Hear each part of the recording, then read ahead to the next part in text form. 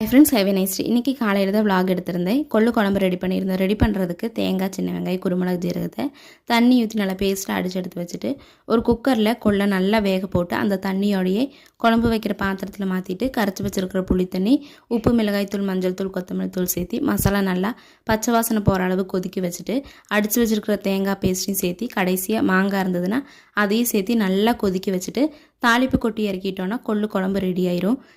Ready பண்ணி வச்சுட்டு சிம்பிளான மைதா மாவு கேக்கு செய்யலான்னு ஒரு ஜாரில் கொஞ்சமாக சர்க்கரை, ஏலக்காய், காஃபி பவுட்ரு, மைதா மாவு, சோடா உப்பு, பால், ஏதாவது ஒரு குக்கிங் ஆயில் சேர்த்து கேக் பேட்டர் அடித்து எடுத்து வச்சுட்டு ஒரு குட்டி பவுலில் ஆயில் அப்ளை பண்ணி இந்த பேட்டர் அதில் சேர்த்திட்டு ஒரு குக்கர் அப்படி இல்லைன்னா ஏதாவது ஒரு பேனில் கீழே உப்பு சேர்த்திட்டு அதுக்கப்புறம் அதில் ஒரு ஸ்டாண்டு வச்சு இந்த பவுலி மேலே வச்சு 45 மினிட்ஸ் லோ ஃப்ளேமில் குக் பண்ணி எடுத்துட்டோன்னா கேக் ரெடி ஆயிரும். மறக்காமல் ட்ரை பண்ணி பாருங்கள். வீடியோ பிடிச்சிருந்ததுன்னா லைக் பண்ணிவிட்டு சப்ஸ்கிரைப் பண்ணி